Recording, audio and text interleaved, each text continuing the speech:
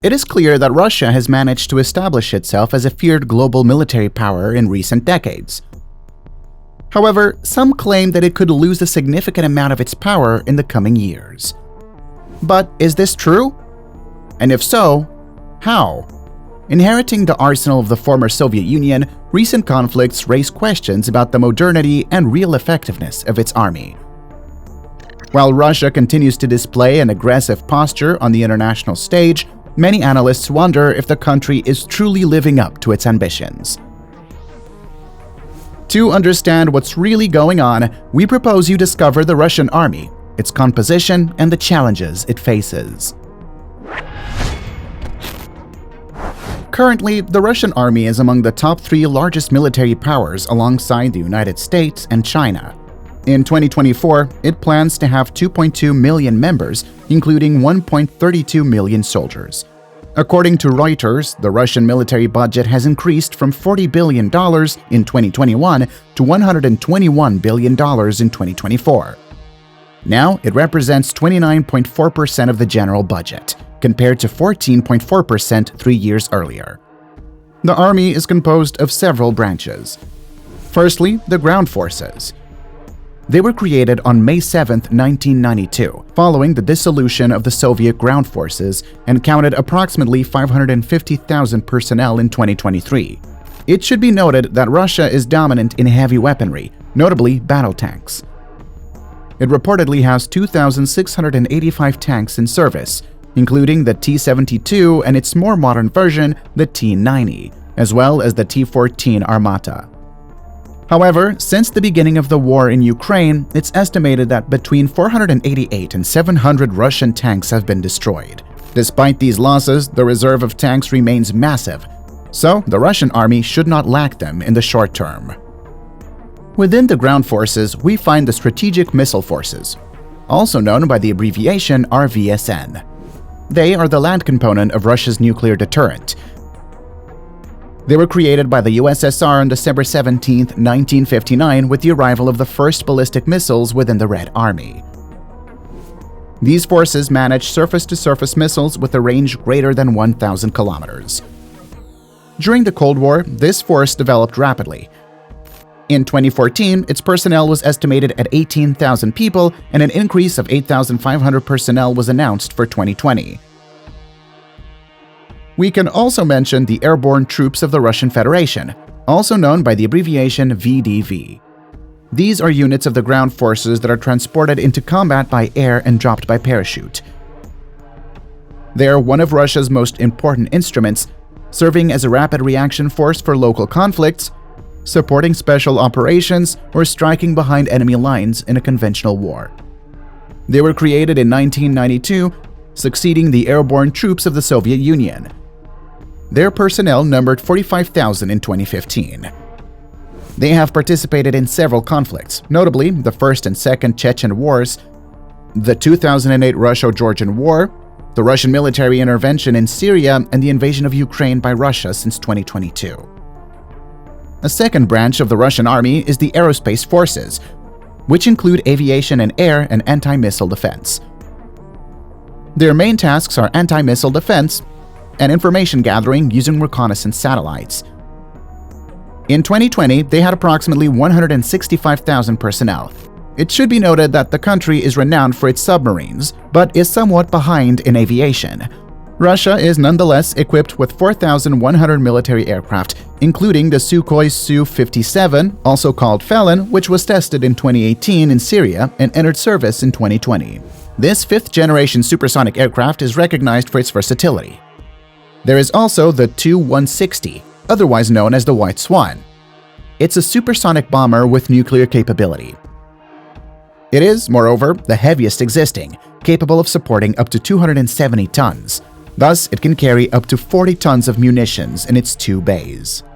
Another branch is the Navy, officially named the Military Maritime Fleet of Russia. It's the heir of the Soviet Navy, which itself traces its origins to the Imperial Russian Navy. It had approximately 160,000 personnel in 2023 and is composed of coastal troops and naval aviation.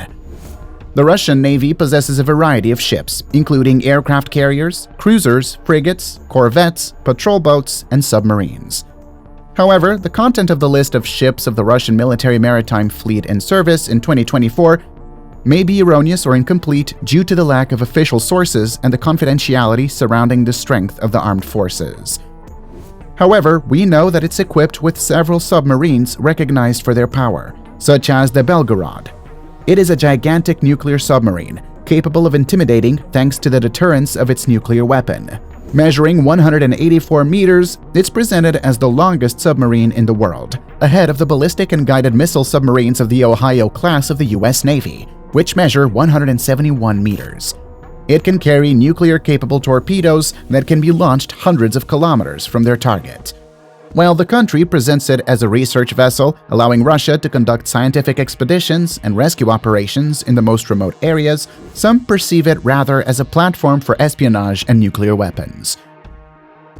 It should be noted that this type of submarine is incredibly expensive and represents a massive investment for the Russian Navy. Finally, we have the Russian Special Operations Forces, also known by the abbreviation SSO. The command of the Special Operations Forces was created in 2012. For example, the unit was engaged during the invasion of Ukraine by Russia in 2022. It's important to note that this force is different from the Russian National Guard, also known as Rosgvardia, which is an internal military force of the Russian government. It's responsible for fighting terrorism and organized crime, protecting public order, notably against riots, and safeguarding the territorial integrity of Russia. The National Guard counts approximately 350,000 personnel and is often criticized as being an attempt by President Putin to create a private army to control civil unrest. It has armed personnel carriers and light artillery. We can also note that Russia possesses the largest arsenal of nuclear warheads in the world, which worries many experts, especially since the beginning of the war in Ukraine. Moreover, at the beginning of 2024, President Vladimir Putin praised his country's nuclear armament, assuring that his arsenal was ready for a nuclear war. He also added that he does not intend to use these weapons against Ukraine. Yet, a few months ago, he had expressed a desire to deploy tactical nuclear weapons on the territory of his ally, Belarus, a country bordering Ukraine, Poland, and Lithuania.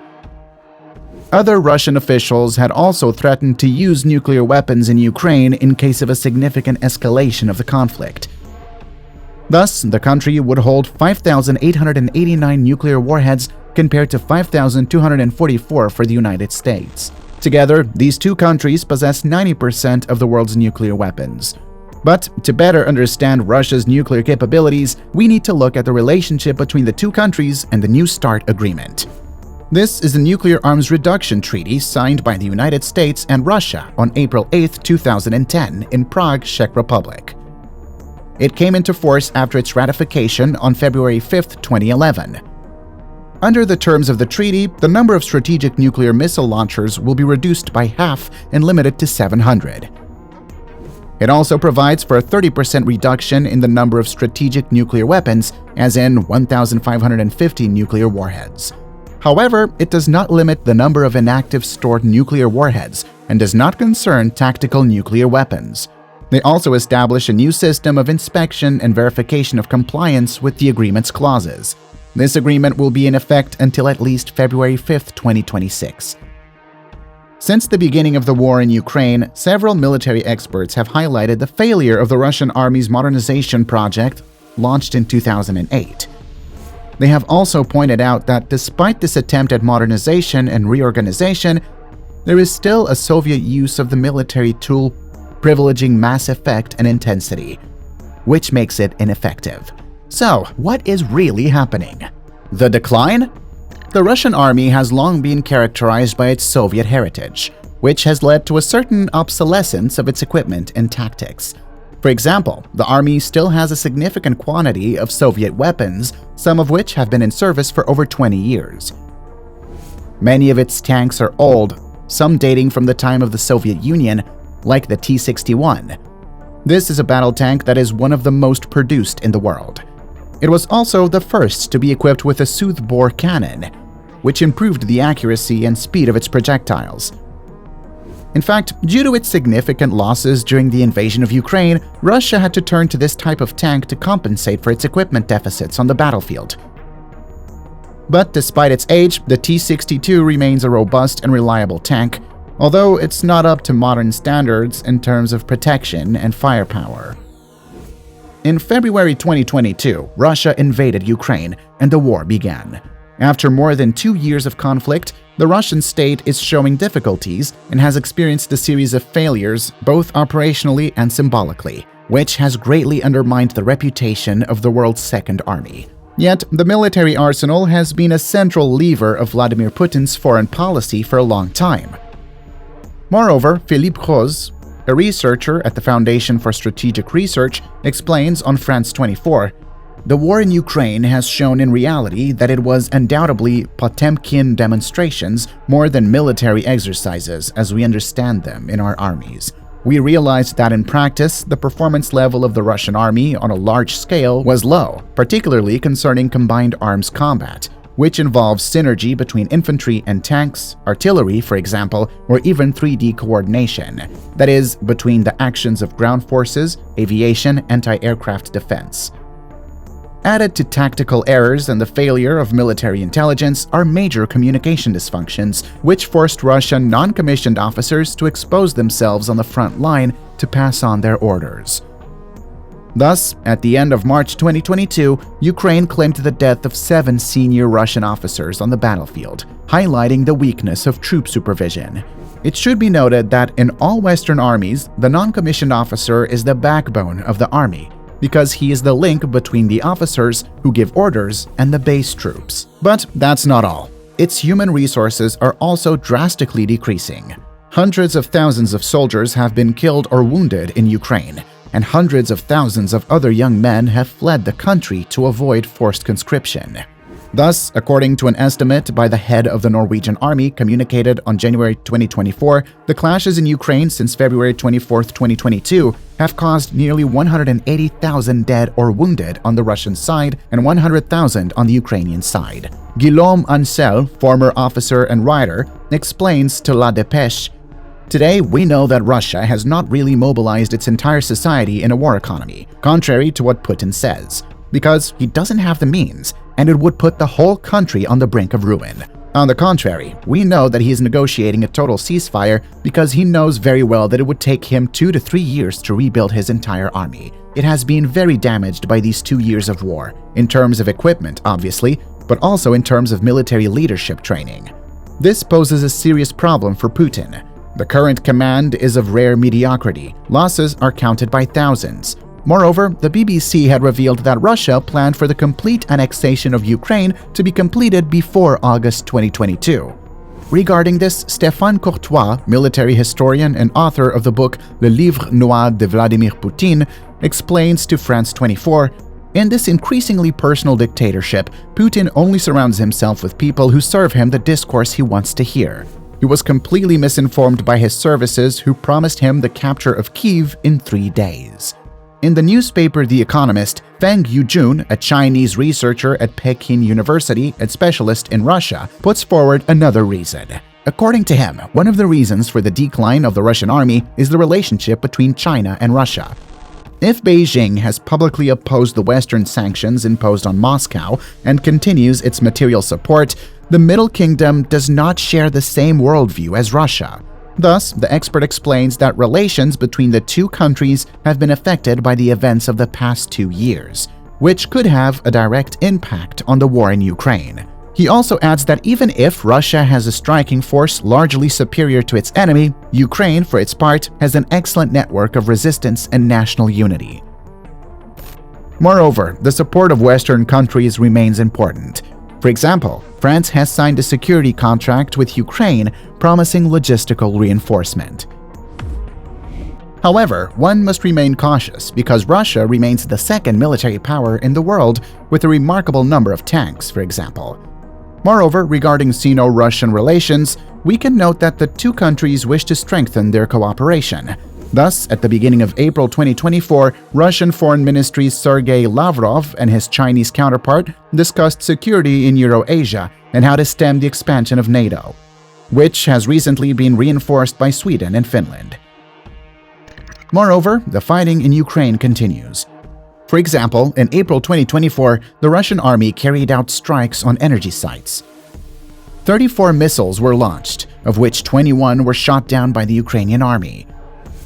There was damage, and 4 thermal power plants were severely damaged. On its side, Russia added that it had shot down 68 Ukrainian drones. It should be noted that after its withdrawal from the north of the country, attacks by the Russian army in Donbass have been doubled with massive strikes against the Ukrainian electrical grid. Thus, more than 50% of the network was damaged during the winter of 2022 to 2023, according to the World Bank, with damages estimated at $13.4 billion. Regarding the decline in the Russian army, we can also note that in April 2024, the Russian Ministry of Defense claimed to have observed a significant increase in recruitments. This is due to the deadly attack on March 22nd against a concert hall near Moscow, which killed at least 144 people. Among the new recruits, some reportedly said they wanted to avenge the victims. Thus, according to Russian authorities, 16,000 people signed contracts to participate in the war in Ukraine in less than 2 weeks. The jihadist group Islamic State had claimed responsibility for this attack, but Russian authorities highlighted that there was a link between Ukraine and the attack. Kyiv has always rejected these accusations.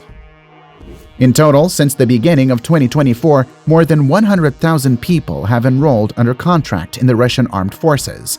It should be noted that at the end of December 2023, Russian Defense Minister Sergei Shoigu had set the goal of increasing the number of contract military personnel to 745,000 people by the end of 2024, for a total of 1.5 million soldiers. The recruitment campaign is notably conducted via social networks and through posters in the streets promoting the army and promising very good conditions to future soldiers. Even though the decline in the power of the Russian army is highlighted, we can note that tensions with the West have never been so high. The best example is Sweden. Indeed, after decades of disarmament, the country is preparing for a possible conflict with Russia. Thus, Sweden, like several other states, is preparing for a large-scale war on the territory of the European Union. Moreover, the country, which pursued a policy of neutrality for more than 2 centuries, finally joined NATO on March 7, 2024.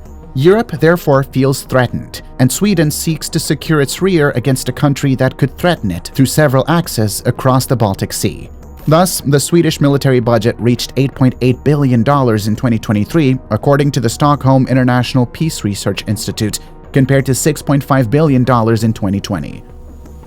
Moreover, according to the Ministry of Defense, the government estimates budget increases in 2025 and 2026 at $110 million and $680 million, respectively. The objective is to eventually reach the threshold of 2% of GDP devoted to defense, as requested by NATO, while the 2023 budget corresponds to 1.48% of 2022 GDP. In addition to the budget, to face a potential war, the country is preparing its army. But the country's major weak point is its energy network. It's composed of 41% hydroelectric, 29% nuclear, 19% wind, and about 11% cogeneration, which is a process allowing the simultaneous production of heat and electricity. A large part of this production is carried out in the north, such as at the Porteous hydroelectric power station located on the Luleälv River. Approximately 16,000 kilometers of power lines, according to Bloomberg, connect this northern production with southern cities. These northern connections will probably be the first target in case of conflict between Stockholm and Moscow, if we refer to the Ukrainian case mentioned earlier in this video. To face a potential conflict, Sweden has therefore restored its Malmo power plant, the country's third largest city, so that it can preserve the city's power grid even in case of Russian attack on existing infrastructures. We can also note that since January 2024, the government is reinstating a form of compulsory civil service, which had been dismantled after the Cold War. This system allows the government to mobilize people with experience in municipal rescue and electricity supply sectors. Thus, 1,000 Swedes should be called to participate in the defense of the energy network by the end of 2028, according to Bloomberg. Despite these tensions in the West, we must not forget that Vladimir Putin has regained support in several European countries. For example, the new Slovak president Robert Fico has taken his side, and during the European Union summit in January 2024, Hungarian Prime Minister Viktor Orban vetoed new financial aid to Ukraine. For his part, the Russian president once again sharply criticized European leaders for their support of Ukraine. All of this shows us that Russia needs its allies to remain a leading power. But who are they? For example, there is North Korea. For some time, the Asian country has moved closer to Moscow, notably since the invasion of Ukraine. At the end of February 2024, we learned that North Korea allegedly sent nearly 7,000 containers filled with millions of shells to Russia in exchange for raw materials and weapons components. Additionally, 9,000 containers of food were sent to Pyongyang to stabilize the prices of various basic necessities. But since then, this collaboration has taken a new turn because Kim Jong-un visited Russia. Upon his return, the local Russian administration offered him several kamikaze drones, an autonomous surveillance device, Geran-25, as well as a bulletproof vest for offensive operations. Subsequently, it was made public that Moscow would help the country build its own satellites and nuclear-powered submarines. In exchange, Kim Jong-un will provide thousands of shells and missiles to the Russian army to facilitate its war in Ukraine. The two countries seem to have found the ideal agreement because, on one hand, Moscow desperately needs weapons, notably ammunition and artillery shells. Pyongyang, for its part, has an excess of both. On the other hand, North Korea is impoverished by sanctions. We mustn't forget that after 3 years of border closures due to COVID-19 and the failure of negotiations with the United States, the country finds itself more isolated than ever. And even if few people thought that an agreement between the two nations would really take place, at the beginning of 2024 in Ukraine, we learned that experts have found debris of missiles launched by Russia that are of North Korean origin. These are KN-23 ballistic missiles. It goes even further because in June 2024, we learned that North Korea hosted summer camps for children of Russian soldiers killed in Ukraine at Camp Sandovan on the Pacific coast, while tourists are very rare and limited in their movements in this country. On this subject, the Russian president explained that Russia and North Korea were developing tourist links, notably focused on vacations in Korea's seaside resorts. It should be noted that the two countries share a small common border located near the Russian city of Vladivostok. These statements took place during a strategic partnership agreement on the occasion of a bilateral summit in Pyongyang. On this occasion, the North Korea leader assured Moscow of his full support and solidarity in its conflict against Ukraine. There is also Iran, which is close to Russia. During 2023, the country made headlines several times for its indirect participation in the war in Ukraine. Indeed, Iran has been accused multiple times of supplying Russia with drones to carry out attacks. At the end of the year, Tehran acknowledged having supplied Russia, but claimed that these deliveries had taken place before the offensive in Ukraine. It should be noted that drones are a weapon massively used by both Russia and Ukraine since the beginning of the conflict. For example, in January 2024, Russia began using a new Iranian jet-powered drone, the Shahed 238. It's an improved version of previous Iranian drones. Even though it's quite expensive, it has the particularity of being more difficult to intercept. But it's not the first. From December 2022, Russian troops used Shahed 136 drones under the name Geran-2. It was used, for example, to strike the Ukrainian power grid. There is also the Shahed 107, which is equipped with technology allowing it to detect key targets on the battlefield, such as missile launchers. According to Sky News, some examples of these new drones may have been offered to Russia as part of an agreement. But the Shahed 238 has the particularity of being faster. Thanks to its jet engine, it can reach a top speed of 800 km per hour compared to about 180 for the Shahed 136. It has quickly hampered Ukrainian forces. Between threats to infrastructures and soldiers, a large number in Russia's possession, and high interception costs, this drone is a real scourge. Inexpensive, Moscow, which has purchased this type of drone in large quantities from Tehran, has even launched the production of its own Shahed 136 in Yelabuga, in the Russian region of Tatarstan. Another ally of Russia is China. While the presidents of the two countries met in May 2024, China appears as an essential ally, which could even impact the course of events in the war in Ukraine. For the moment, it has refused to condemn the invasion and continues to trade with Russia, heavily sanctioned by the United States and the European Union. Moreover, the United States has announced a series of new sanctions against banks and companies based in Beijing and Hong Kong that work with Moscow and allegedly contributed to circumventing existing restrictions. Indeed, while China does not sell weapons to Russia, Washington and Brussels believe it exports technologies and components essential to the war. For its part, NATO announced in June 2024 that discussions were underway regarding possible economic sanctions against China. This means that, in the shadows, Sino-Russian relations are more tense.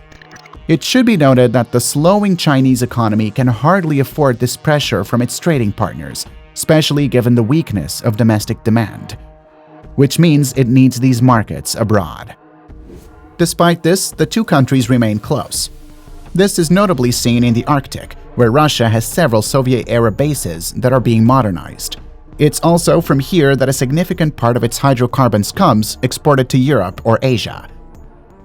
The region is therefore crucial for protecting one of its sources of power, which provides essential revenues to balance its budget, a growing part of which is devoted to the war in Ukraine. Moreover, the region is used by Moscow to strengthen its ties with Beijing, which greatly worries the United States. Thus, joint exercises between the two countries are occasionally organized. During one of them, a Chinese and Russian squadron sailed along American waters off the Aleutian Islands, not far from Kodiak Island. Due to the growing rivalries between Washington, Beijing, and Moscow, the preparation for a potential conflict at the pole worries many people. There you have it. Now you know everything about the Russian army. You have discovered its composition and the different branches that compose it, but also its Soviet heritage, which remains very present today and can prove to be a real disadvantage. Despite its reputation as a formidable military power, the Russian army seems confronted with a series of challenges that could compromise its effectiveness and its ability to project its power. The army is potentially in decline due to its outdated equipment, poor communication, and Western sanctions. Thus, while Russia tries to maintain its influence on the world stage, it must also face an internal reassessment of its military capabilities. Despite this, it remains the second most powerful army in the world. Moreover, the fighting continues, as do tensions with Europe and the United States. Despite this, Russia can count on strong allies like North Korea, Iran, or even China, which supports it diplomatically but also militarily and politically. It's therefore certain that the events of the coming months in Ukraine can change everything, as can relations with the supporters of the Russian nation.